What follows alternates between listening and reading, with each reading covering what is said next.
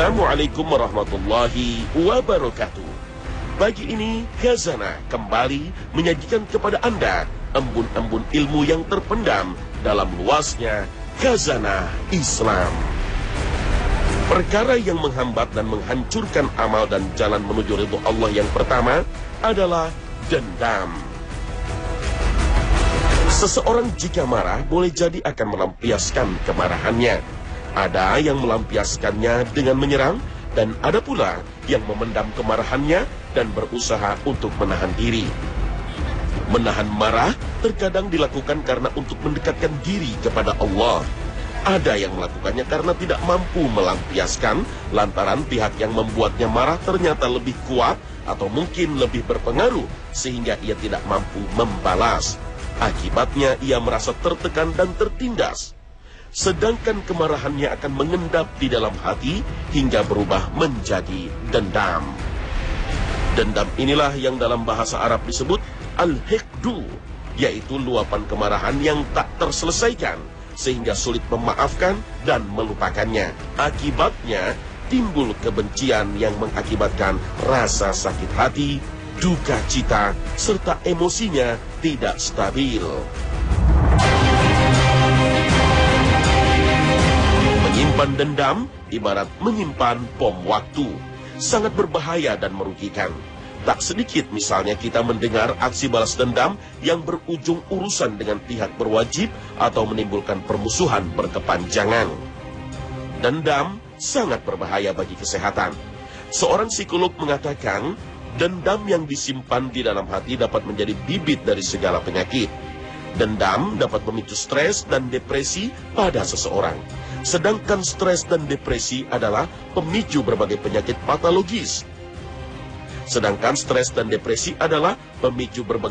patologis. Mulai dari diare, mah, hingga kanker. Sebuah penelitian menyebutkan orang yang menyimpan dendam sulit sekali tertawa. Padahal saat seorang tersenyum, 40 urat dan sarafnya akan berfungsi secara optimal, sehingga memperelok wajah dan tubuhnya. Sebaliknya, bila selalu merasa sedih atau menyimpan dendam, sekitar 17 urat saraf akan terganggu dan menimbulkan penuaan dini. Oleh karena itu, Allah Subhanahu wa Ta'ala menganjurkan hambanya untuk menghindari perangai ini. Saat Aisyah radhiyallahu anha tertimpa fitnah, sang ayah sangat marah ketika mengetahui salah seorang kerabatnya bernama Mistah ikut menebar fitnah. Abu Bakar pun bersumpah menghentikan bantuannya kepada kerabatnya itu karena telah menyebarkan kabar bohong putrinya. Maka turunlah ayat yang memintanya agar mengutamakan kekeluargaan daripada memperturutkan dendam. Allah Subhanahu wa Ta'ala berfirman, "Dan janganlah orang-orang yang mempunyai kelebihan dan kelapangan di antara kamu bersumpah bahwa mereka tidak akan memberi bantuan kepada kerabatnya, orang-orang miskin dan orang-orang yang berhijrah di jalan Allah. Dan hendaklah mereka memaafkan dan berlapang dada. Apakah kamu tidak suka bahwa Allah mengampunimu? Dan Allah Maha Pengampun, Maha Penyayang." Al-Quran Surah An-Nur ayat 22.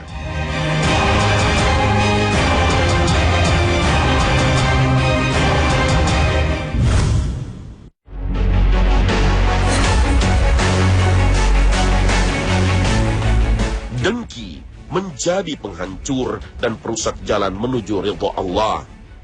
Dengki merujuk kepada kebencian dan kemarahan yang timbul akibat perasaan cemburu atau iri hati yang sangat besar.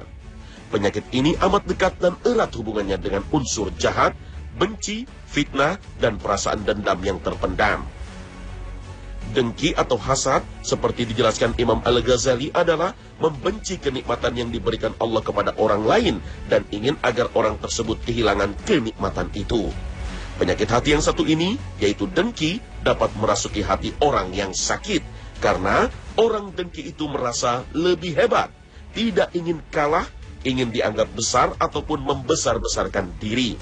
Tidak mungkin seseorang merasa iri kepada orang yang dianggapnya lebih kecil atau lebih lemah. Sebuah pepatah mengatakan, setiap yang mendapat kenikmatan pasti didengkikan. Rasulullah Shallallahu Alaihi Wasallam bersabda, "Janganlah kalian saling mendengki, saling memfitnah untuk suatu persaingan yang tidak sehat. saling membenci, saling memusuhi, dan jangan pula saling menelikung transaksi orang lain. Hadis riwayat Muslim dari Abu Hurairah. Rasulullah SAW bersabda, ada 3 hal yang menjadi akar semua dosa. Jagalah dirimu dan waspadalah terhadap ketiganya. Waspadalah terhadap kesombongan, sebab kesombongan telah menjadikan iblis menolak bersujud kepada Adam. Waspadalah terhadap kerakusan, sebab kerakusan telah menyebabkan Adam memakan buah dari pohon terlarang. Dan jagalah dirimu dari dengki, sebab dengki telah menyebabkan salah seorang anak Adam membunuh saudaranya. Hadis riwayat Ibnu Asy-Syakir dari Ibnu Mas'ud.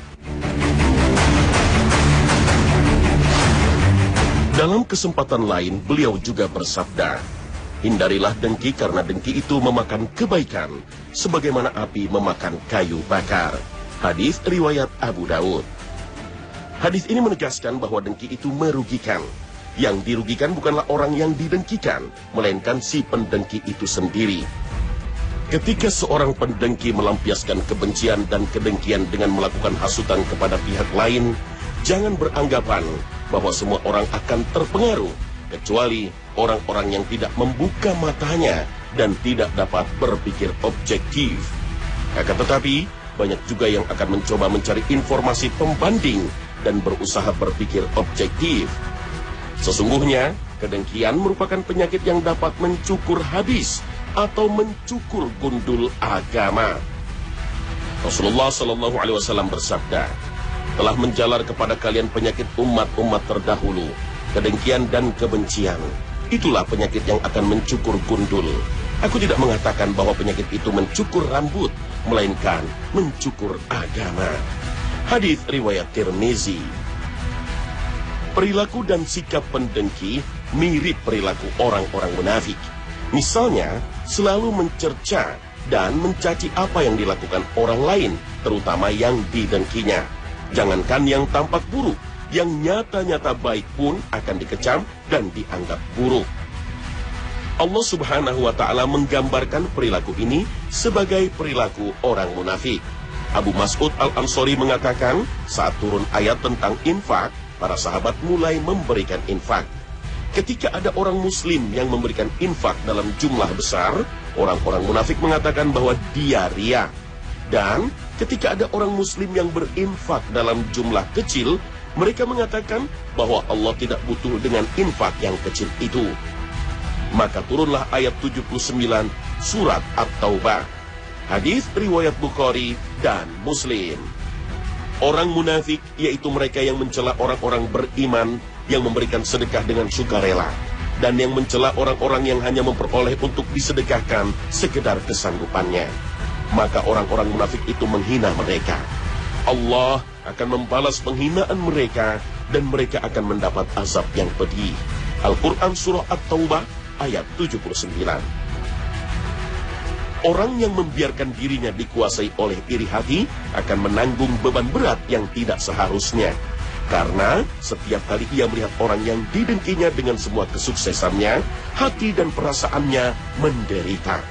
Hatinya semakin dipenuhi rasa dengki, marah, benci, curiga, kesal, kecewa, resah, dan perasaan-perasaan negatif lainnya.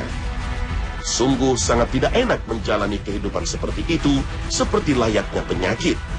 Ketika dipelihara akan mendatangkan penyakit lainnya, seperti penyakit hati yang bernama iri hati dan dengki. Bila tidak segera dihilangkan, akan mengundang penyakit-penyakit lainnya, sebagaimana tertulis dalam firman Allah Subhanahu wa Ta'ala. Dalam hati mereka ada penyakit, lalu ditambah Allah penyakitnya. Dan bagi mereka siksa yang pedih disebabkan mereka berdusta. Al-Quran Surah Al-Baqarah ayat 10.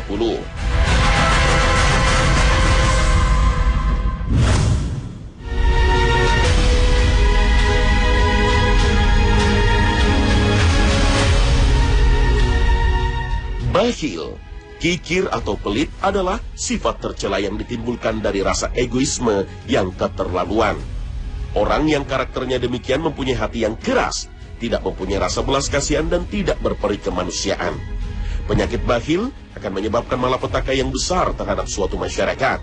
bisa menanamkan rasa dengki dan iri hati dalam jiwa orang-orang fakir miskin terhadap orang-orang kaya yang bakhil. Akibatnya, orang-orang miskin tersebut akan mencari-cari kesempatan yang tepat untuk melampiaskan rasa kedengkiannya terhadap orang-orang kaya yang bakhil dan berusaha mencari jalan untuk menghancurkan harta kekayaan mereka. Lihatlah, revolusi-revolusi berdarah di sepanjang sejarah bersumber dari kekikiran orang-orang kaya yang mengeksploitasi harta kekayaan masyarakat. Mereka menggunakan harta yang diperoleh dari masyarakatnya untuk berfoya-foya dan memuaskan nafsu syahwatnya. Sedangkan orang-orang fakir miskin yang berada di sekitarnya dalam keadaan kelaparan dan membutuhkan sesuap nasi untuk bertahan hidup. Oleh karena itu, Islam menganggap bakhil sebagai perbuatan dosa besar. Allah Subhanahu wa Ta'ala berfirman, sekali-kali janganlah orang yang bakhil dengan harta yang Allah berikan kepada mereka dari karunia-Nya menyangka bahwa kebahilan itu baik bagi mereka. Sebenarnya, kebahilan itu adalah buruk bagi mereka. Harta yang mereka bakhilkan itu akan dikalungkan kelak di lehernya di hari kiamat. Dan kepunyaan Allah lah segala warisan yang ada di langit dan di bumi. Dan Allah mengetahui apa yang kamu kerjakan. Al-Quran Surah Ali Imran ayat 181. Sebenarnya, harta yang dimiliki seseorang adalah kepunyaan Allah yang dianugerahkan kepada mereka sebagai titipan agar dibelanjakan untuk kepentingan pribadinya dan untuk orang-orang yang berhak menerimanya. Maka, orang yang enggan memberikan sebagian hartanya berarti menimbun barang titipan dan mencegah fungsi yang sebenarnya. Tentu saja, hal ini akan berdampak negatif terhadap pemilik harta itu sendiri. Rasulullah SAW bersabda, orang yang bakhil jauh dari Allah, jauh dari surga, dan jauh dari manusia. Hadis riwayat Tirmizi.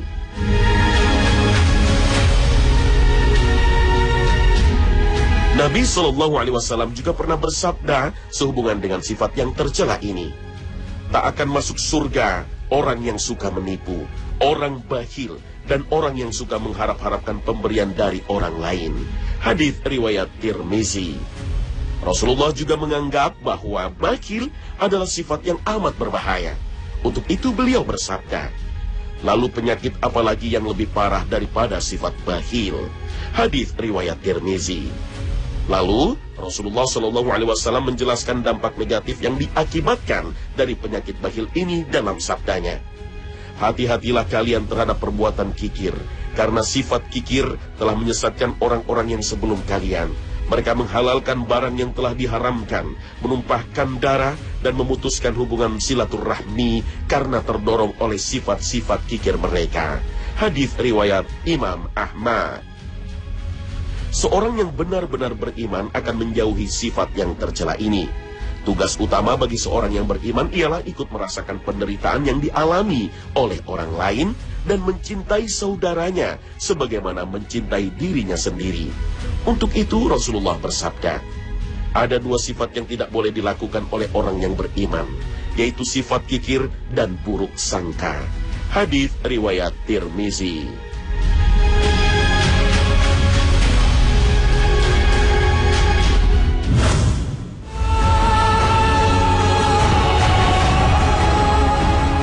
Yang tak kalah menghancurkan jalan ridho Allah adalah sifat riya.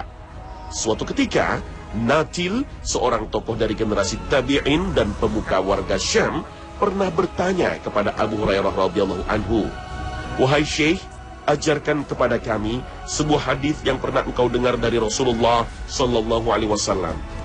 Abu Hurairah menjawab, "Baiklah, aku pernah mendengar Rasulullah sallallahu alaihi wasallam bersabda, sesungguhnya orang yang pertama kali didatangkan pada hari kiamat adalah seorang laki-laki yang mati syahid, dan dia diberitahukan berbagai kenikmatan sehingga ia pun mengetahuinya.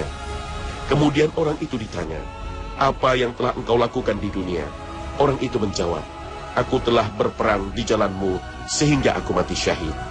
Lalu dikatakan kepadanya, engkau berbohong. Sesungguhnya engkau berperang agar dikatakan sebagai pemberani, dan julukan itu pun sudah kamu dapatkan. Kemudian diperintahkan agar orang itu diseret dengan posisi wajah menelungkup ke bawah, lalu dilemparkan ke neraka. Kemudian didatangkan lagi seorang pembaca Al-Quran, dan dia diberitahukan berbagai kenikmatan, maka dia pun mengetahuinya. Lalu dikatakan kepadanya, "Apa yang kamu lakukan di dunia?" Orang itu menjawab, "Aku telah menuntut ilmu dan mengajarkannya. Aku juga membaca Al-Quran karenamu." Maka dikatakan kepadanya, "Kamu berbohong. Sesungguhnya kamu mempelajari ilmu agar kamu dikatakan sebagai orang alim, dan kamu membaca Al-Quran agar kamu dikatakan sebagai pembaca Al-Quran, dan kamu telah mendapatkan julukan itu." Kemudian diperintahkan agar orang itu diseret dengan posisi wajah menelungkup ke bawah, lalu dilemparkan ke neraka.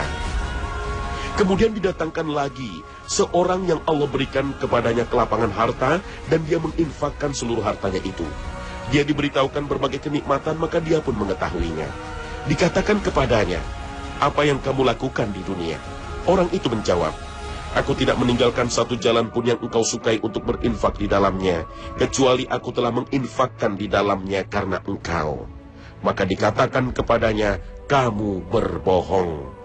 Sesungguhnya kamu melakukan hal itu agar kamu disebut sebagai seorang dermawan, dan kamu telah mendapatkan julukan itu." Kemudian diperintahkan agar orang itu diseret dengan posisi wajah menelungkup ke bawah, lalu dilemparkan ke neraka. Hadis riwayat Muslim.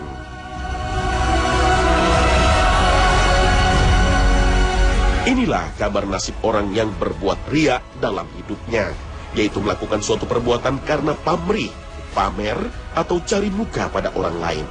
Secara spiritual, riya dikategorikan sebagai penyakit. Seseorang yang melakukan riya berarti tidak mampu merealisasikan dirinya dengan baik. Secara psikologis, riya termasuk penyakit, karena pelakunya berbuat sesuatu hanya untuk mencari muka tanpa memperhitungkan produktivitas dan kualitas amalnya. Pelaku riya akan bekerja dengan baik jika diawasi dan diperhatikan. Jika tidak, maka ia mengabaikan segala kewajiban dan tugasnya. Tak sulit melihat ciri orang-orang yang berlaku riya. Dalam sedekah misalnya, ia menyebut-nyebut pemberiannya dan menyakiti hati si penerima. Ia tidak mendapatkan pahala karena diumpamakan seperti batu licin yang di atasnya ada tanah.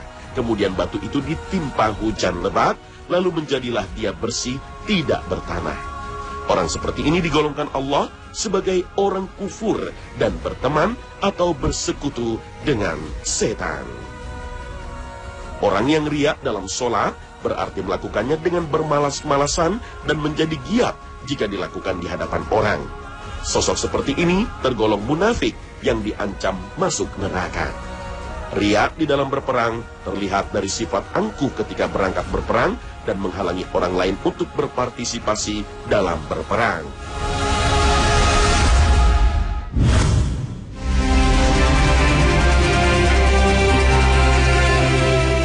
Membanggakan diri atau ujub dan sombong atau takabur merupakan sikap congkak.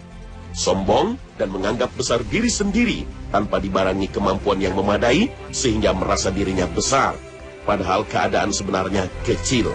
Sekalipun seseorang memiliki kelebihan yang patut dibanggakan dibanding orang lain, tetapi tidak boleh disikapi secara congkak, karena belum tentu ia memiliki kelebihan di dalam aspek yang lain apabila kelebihan itu semata-mata anugerah dari Allah Subhanahu wa Ta'ala.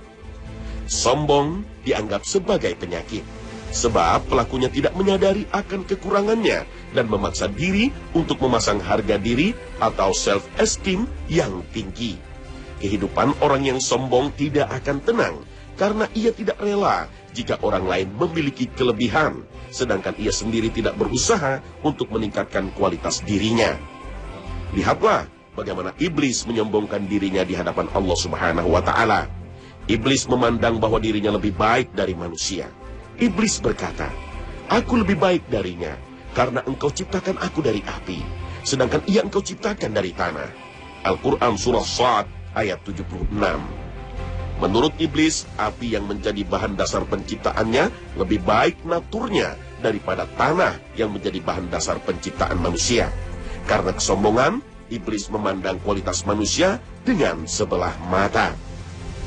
Iblis telah melakukan kesalahan melihat keutuhan manusia. Iblis hanya melihat aspek fisik manusia tanpa melihat aspek ruhaninya. Oleh karena kesalahan persepsi ini, ia menentang perintah Allah untuk bersujud kepada Adam alaihissalam. Maka, jika ada orang yang dengan congkak membanggakan dirinya, menganggap dirinya ukuran untuk segala hal, dan merasa berdaulat sepenuhnya atas hidupnya tanpa membutuhkan kehadiran dan bantuan orang lain, dia sebenarnya telah memutuskan untuk bersekutu dengan iblis. Maka, jika ada orang yang dengan congkak membanggakan dirinya, menganggap dirinya ukuran untuk segala hal, dan merasa berdaulat sepenuhnya atas hidupnya tanpa membutuhkan kehadiran dan bantuan orang lain, dia sebenarnya telah memutuskan untuk bersekutu dengan iblis. Di akhirat kelak, orang dengan mental takabur seperti ini juga akan menjadi teman bagi Fir'aun, Qarun, Namrud, dan manusia-manusia terkutuk lainnya karena kecongkakannya. Tidak layak seorang manusia berlaku sombong, karena sifat ini hanya milik dan hak Allah subhanahu wa ta'ala. Allah subhanahu wa ta'ala berfirman dalam hadis qudsi, "Kesombongan adalah jubahku, dan keagungan adalah sarungku. Barang siapa menyaingiku pada salah satunya, maka aku akan melemparkannya ke neraka jahanam." Hadis riwayat Ahmad. Sungguh nyata dampak buruk dari sifat takabur. Bukan hanya api neraka yang akan menunggu, tapi dalam kehidupan sosial sehari-hari pun, sifat ini tentu akan melahirkan konsekuensi buruk. Misalnya membuat orang lain lupa diri, serakah, egois, dan akan dimusuhi orang-orang di sekitar. Tentu saja, ini hanya sedikit dampak buruk sifat takabur. Untuk itu, hendaknya mengingat pesan Ali bin Abi Thalib radhiyallahu anhu agar terhindar dari sifat takabur. Jika kau berjumpa dengan orang yang lebih muda, berpikirlah pasti dosanya lebih sedikit. Dan jika kau berjumpa dengan orang yang lebih tua, berpikirlah pasti amalnya lebih banyak dari amalmu.